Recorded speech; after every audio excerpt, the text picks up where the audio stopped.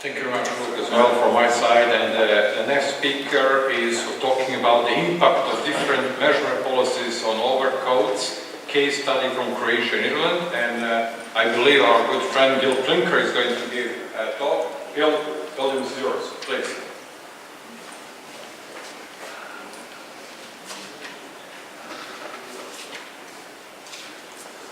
Okay, thank you, Rada. Like Rada said, I will present this paper I wrote together with Ines Stefanovic and Sandra Skadis. I'll talk about the impact of different maintenance policies on owner's cost. And we looked at two case studies, one from Croatia and one from the Netherlands.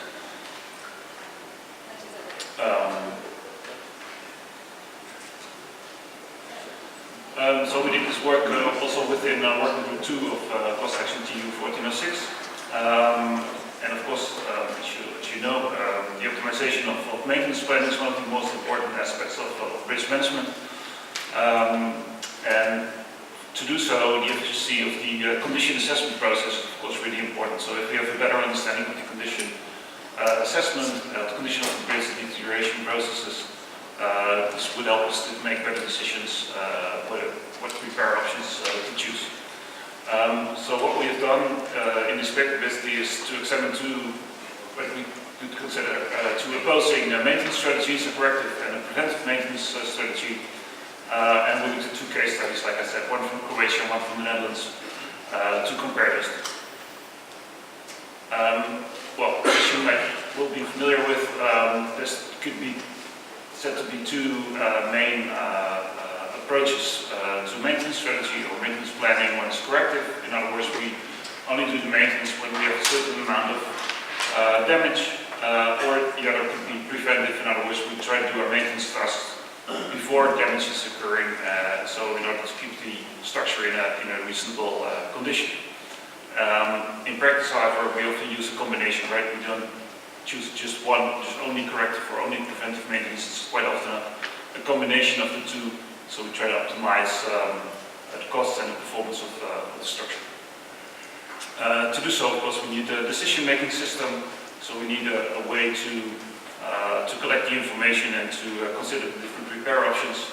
And of course, like I said, we need a good understanding of the bridge condition and degradation processes. So what we did basically, we took two cases, and the aim was to get an understanding of the effect of different maintenance policies on maintenance costs. The maintenance cost here is only the cost for the owner, for the bridge owner. So we did not include user costs or other societal costs, which could of course also be included in later stages. So what we did is we compiled data from different inspections which have been carried out in the last years, a little over a decade, and we compared the condition we found of the bridge, the main structural elements of the bridges, the maintenance costs that was advised based on the condition rating, and combined that with the age of the bridge at the time of the inspection. The assumption here is that in Croatia we use, or it's mainly following a corrective maintenance approach, whereas in the Netherlands we use mainly a preventive maintenance approach. So we have two opposing approaches present in the case.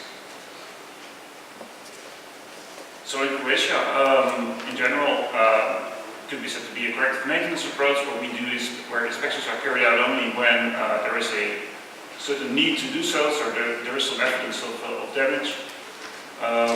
There is a condition rating system ranging from 0 to 5, like was presented this morning already, I think.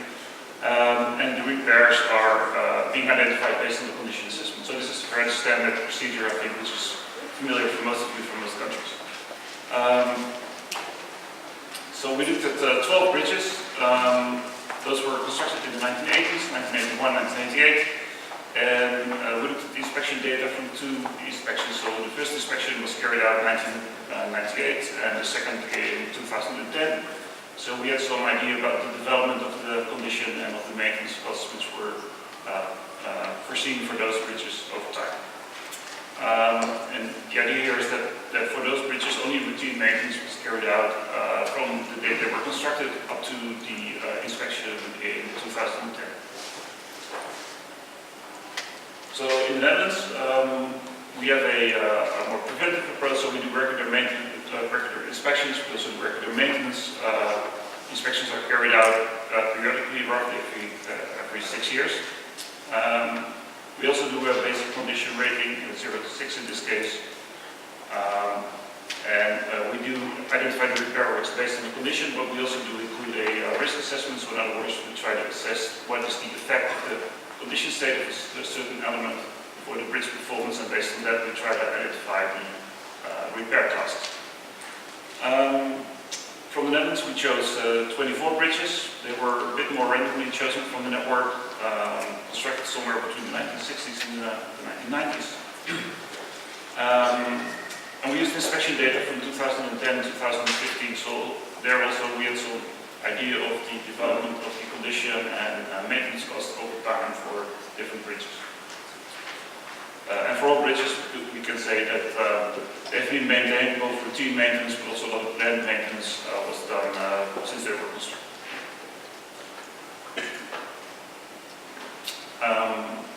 So these two graphs basically show what the results.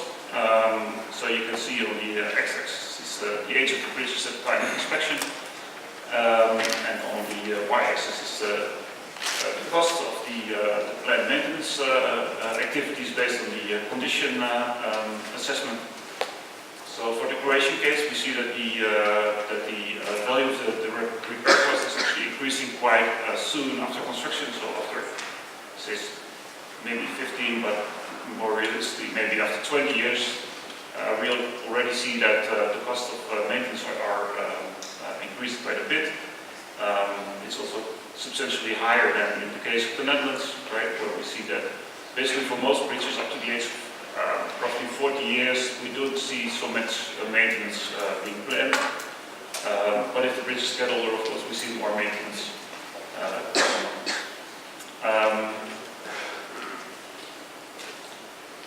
So that's basically the idea what we did here, right, is with the two opposing maintenance strategies, try to find two more extreme cases, really corrective and really preventive maintenance. Of course, we looked only at a really small number of bridges, right, 12 in the case of Croatia, 24 in the case of the Netherlands. Although what we did, the type of analysis could quite easily be done for the complete bridge stock if we have all the data together, and try to find the relation. I think we find some relation between the age of the structure and the maintenance costs, right? We see that, as we might expect, as the bridges get older, we see higher maintenance costs.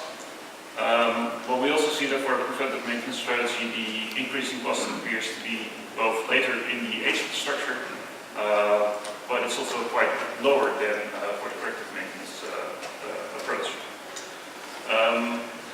So in other words, when we look at cost action TU 1406, right, we try to find performance indicators and performance goals.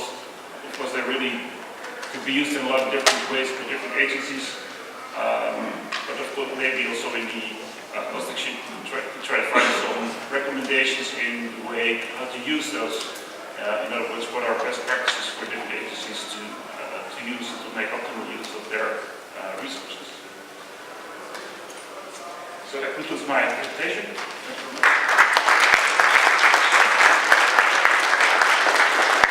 Thank you very much, Bill. Are there any questions, please? We have some time. We're actually ahead of the schedule a bit. Anybody? Yes, Jose. I think it's a quite interesting comparison between two realities.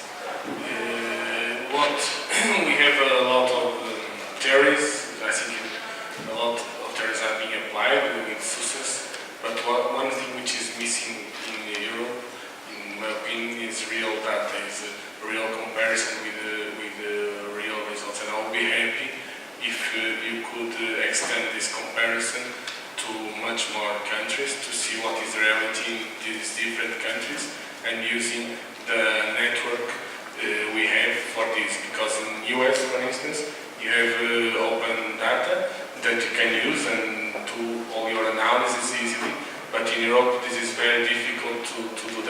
one of our main constraints, in my opinion, that does not allow us to proceed more. And I think for the owners which are here in this audience, I think it's important that you put the eyes in all the countries where the data is available, so that this kind of comparison, such as Gil did, could be extended, and all the information could be also shared between us. I think my congratulations, and I will be happy with it. Thank you. There is another question here, Michael. Yeah. Oh, there's a microphone out there.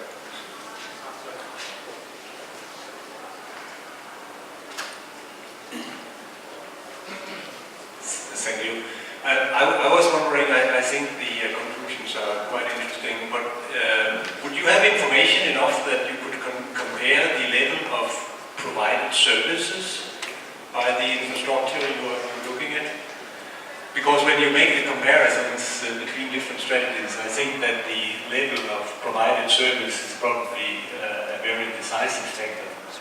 And maybe also if you would look at the consumption of, let's say, elementary flows, energy, material, and things like that, you would get a more holistic picture. And probably the preventive strategy would be even more clearly a preferred option, but I'm just guessing. Well, I agree. It would be really interesting to include that also in the comparison. We didn't do that so far. And what you also find, and also reflecting back to what Jose said, is that it's often not so hard to think of what would be useful comparison, but it's often quite hard to get all the data together to actually make that comparison. So we limited ourselves now to a small number of bridges and basically just condition and costs. But I agree, it would be really useful to widen the scope of that. Yeah. Okay. Thank you very much, Gil.